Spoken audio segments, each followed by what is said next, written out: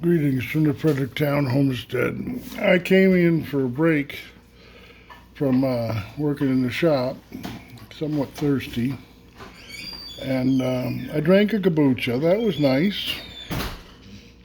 And then I said, well, let's try some of that fermented stuff. It should be 14 days old. It is, by all accounts. It's over 14 days old. The first thing I tried was carrots. Now, these carrots are just as crunchy as the carrot you buy at Kroger's. They have the additional flavor of garlic, which is somewhat nice.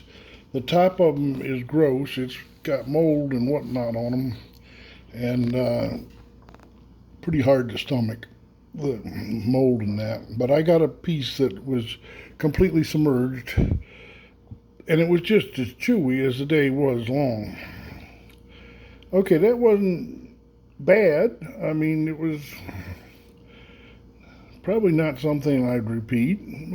I like garlicky carrots, but I'd rather have it be a little bit softer than completely crunchy like out of the garden. So then I've been having a hankering for beets. I like pickled beets very much. And I'm known to eat a quart of beets in 2 days.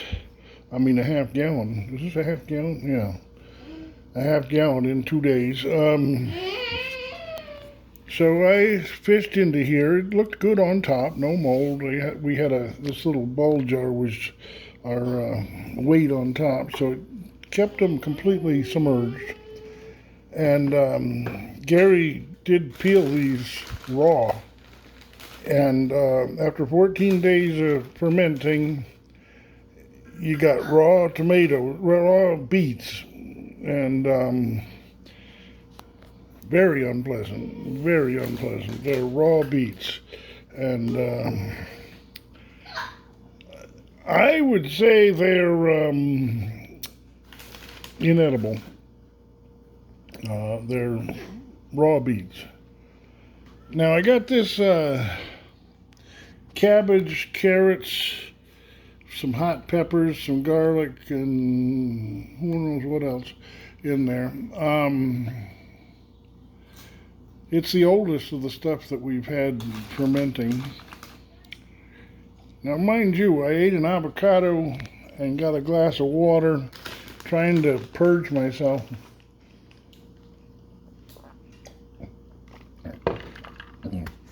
Yeah, the beets were, oh my, the beets were, it reminds me of the time when we were making wine in the Warning Camp Youth Hostel in Sussex, England, and we thought we would make some wine out of the blossoms of rhubarb.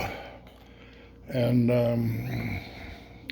we went through all the chemistry of making wine with blossoms of rhubarb and with the bubblers and adding sugar just the right amount and getting it to ferment. And making wine is another form of fermenting, really. Yeah, and so then the director of the Youth Hostel Association, or our section of the Youth Hostel Association, everything below London, he wanted to come visit our youth hostel. So we thought, well, we'll treat him. We'll fix him a great meal, and we'll top it off with a glass of re-fermented rhubarb wine. Well, we all tried it. I had much the same reaction to that rhubarb wine as I did to these beets, but this head warden guest of ours, head overall wardens actually, he thought, oh, that's very good. Can I have some more? And he drank 4 or 5 glasses of that stuff, and he couldn't leave that night. He had to spend the night. The stuff tasted rancid to me, but he drank it, rhubarb wine. It was actually rhubarb champagne, because we took it to the full extent of wine, and then we added sugar and let it re-ferment. Excuse Seth while he makes a lot of noise when I'm recording. But yeah, that's what the beets are like. They're like fermented rhubarb. So now I got this concoction here, and I have the task in front of me of trying it. I need at least one more sip of water before I do that.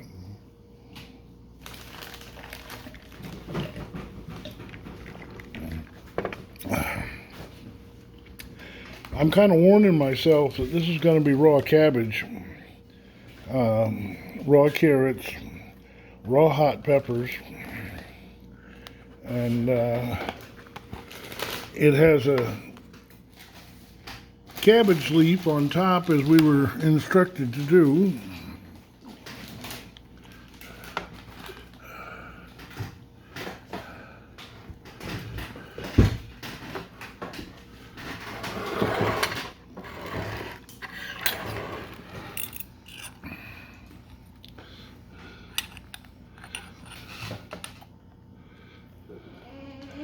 That does seem to have completely sealed it from any oxygen getting at it. The top looks fairly good. I'm not sure if this is the one that I made so salty that... It might be. One of them I ate the brine out of, or drank a sip of the brine, and it was very, very salty. But that's what it looks like. Doesn't look deathly, does it? Smells sour. Mmm. Oh, mmm. That is good. That's not too salty. It's flavorful. It's got the flavor of cabbage, and you can taste the carrots actually. And it does have a little bit of snap to it from the peppers. I can't remember what else I put in. I must have put some garlic in here, so I can taste garlic. I have to watch the video again.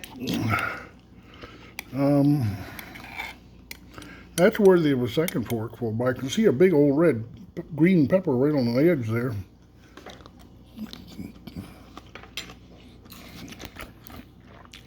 Yes. Yes. Mmm. That makes you think of Maine seacoast for some reason.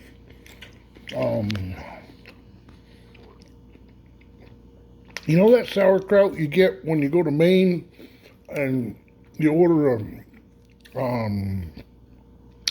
lobster roll sandwich and they give it to you with some dynamite coleslaw? This is dynamite. This is really good. We have a success here. This is good. That's the tastiest cabbage you can imagine. You want to try it, Seth? No, thank you. This is from a man that'll test anything.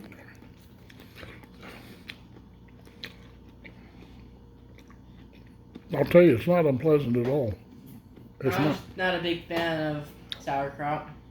This isn't sauerkraut. It is. It's just... Oh, is it? Got extra stuff in it.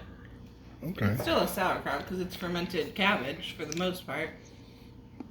It's just the white and red cabbage. But this isn't anything like the sauerkraut you'd get, like if you got the bag or the can or anything at the store. But you're not a sauerkraut person. Well, this isn't really sauerkraut. This is more, I don't know, vegetable salad?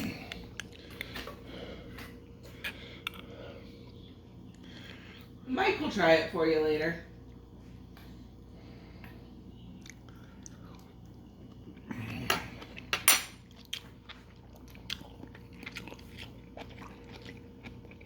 Well, 1 out of 3, but the one that won is really good.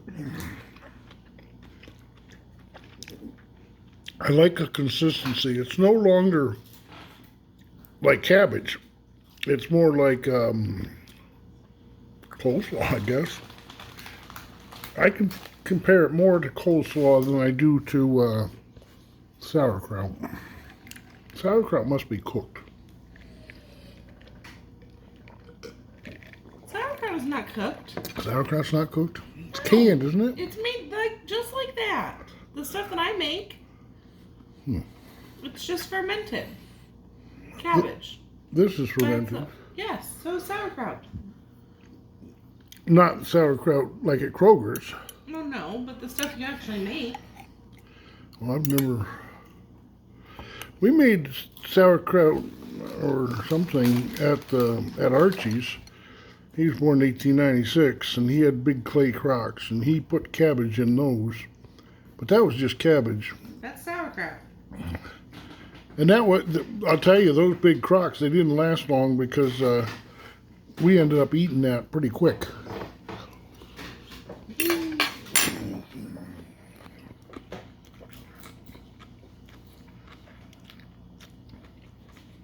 Okay, so I think now it's get refrigerated.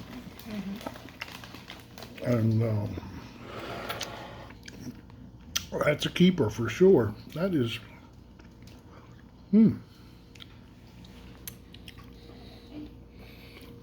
I can see peppers, There are cabbage, right there by the carrots, gallons and shit. and I can taste the garlic in it. There's definitely garlic in it.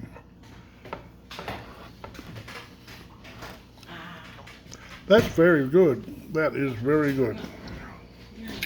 I wonder what these white things are here. Do you recognize that? It's a piece of cabbage. Is it cabbage? Okay. There's both red cabbage and white green cabbage in here. But it's all kind of turned pink. Very good. Delightful. So, and that is fermented for the longest. That's fermented for, I would imagine 20 days, is it? Probably.